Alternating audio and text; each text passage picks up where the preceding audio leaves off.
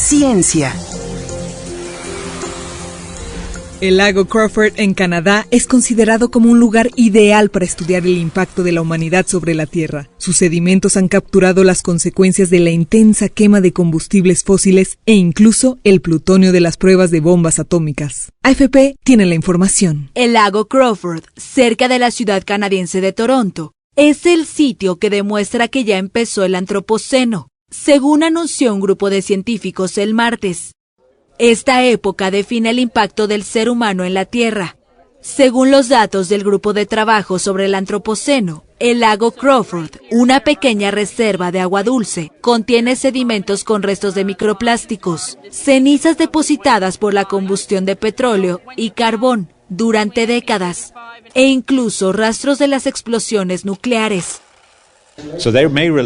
Pueden relacionarse con cosas como la quema de combustibles fósiles, con la contaminación industrial de ciertas actividades, con el cambio agrícola y en particular con el mayor uso de fertilizantes artificiales a base de nitrógeno, que han producido una duplicación significativa en la cantidad de nitrógeno presente en la superficie del planeta. El cambio climático también es uno de los problemas, pero lo que es más importante, las combinaciones también están afectando la biología del planeta.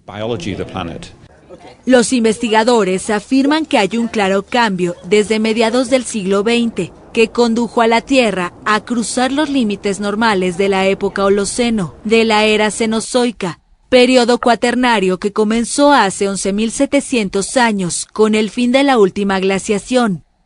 El Grupo de Trabajo del Antropoceno tuvo la idea de establecer el Antropoceno en 1950 para recoger algo que era absolutamente único en la historia del mundo. Fue esta prueba nuclear en el aire. Los humanos nunca habían hecho eso antes y eso deja un récord, no solo a nivel regional, sino en todo el mundo.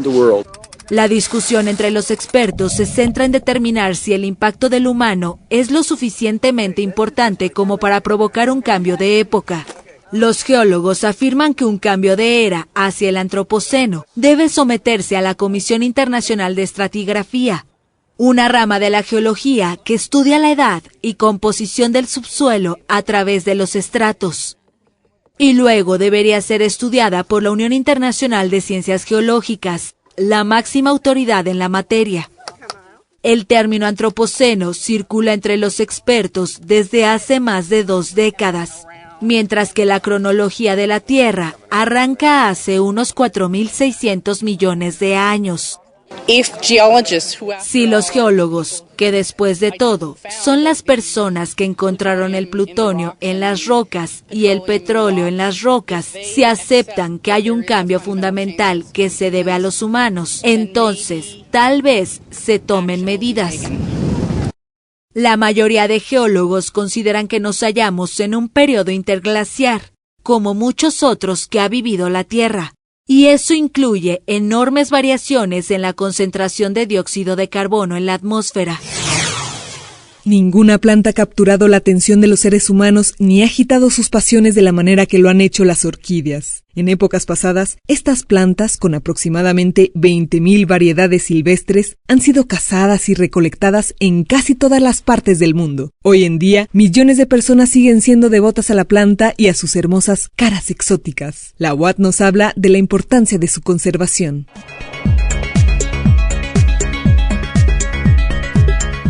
Las epífitas, incluidas las orquídeas epífitas, desempeñan un papel ecológico fundamental al contribuir al equilibrio del agua, al ciclo de nutrientes y al suministro de alimentos para diversos organismos. A pesar de su gran impacto e importancia, las epífitas son uno de los grupos de especies más vulnerables frente a las actuales amenazas de extinción.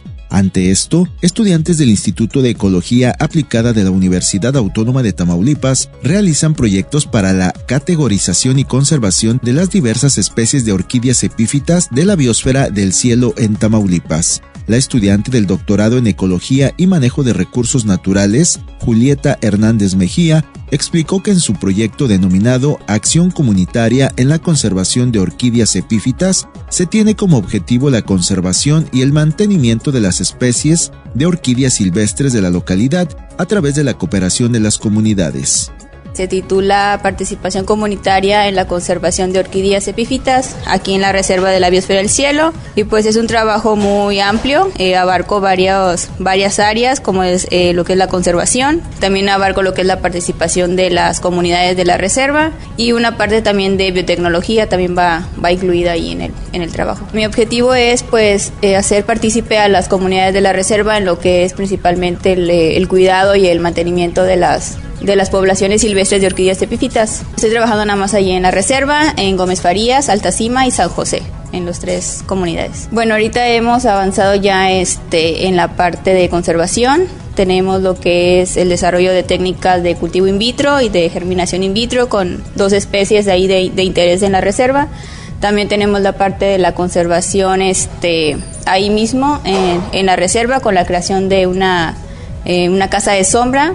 Explicó que además de estas acciones también se llevan a cabo investigaciones biotecnológicas en metodología de germinación in vitro de estas especies con el objetivo de mejorar el desarrollo de las poblaciones de las especies amenazadas, siendo que se encuentran desarrollando un artículo de investigación destacando la importancia de estas para los ecosistemas.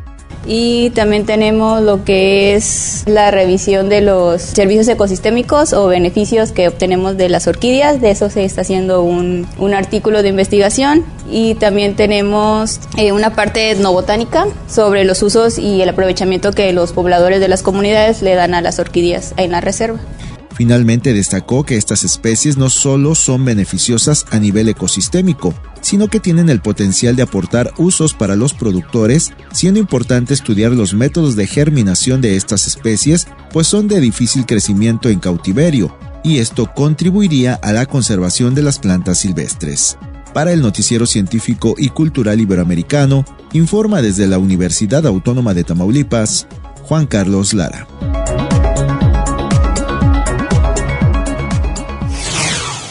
El descubrimiento de un antiguo cementerio precolombino en la capital ecuatoriana explora las poblaciones humanas que se establecieron en esa región hace 2000 años. Las diferencias en las ofrendas funerarias encontradas pueden revelar que, desde aquel entonces, ya había disparidades sociales. F nos comparte. Las luces de lo que pudo haber sido hace 2000 años, lo que es hoy la ciudad de Quito, se encontró al norte de la capital ecuatoriana, en la zona de Llano Chico. Bajo tierras agrícolas, a unos 80 centímetros de profundidad y cubierta por una capa de ceniza, fue hallada una necrópolis con una veintena de tumbas que en algunos casos incluían un ajuar funerario con objetos que posiblemente utilizaban las personas allí enterradas.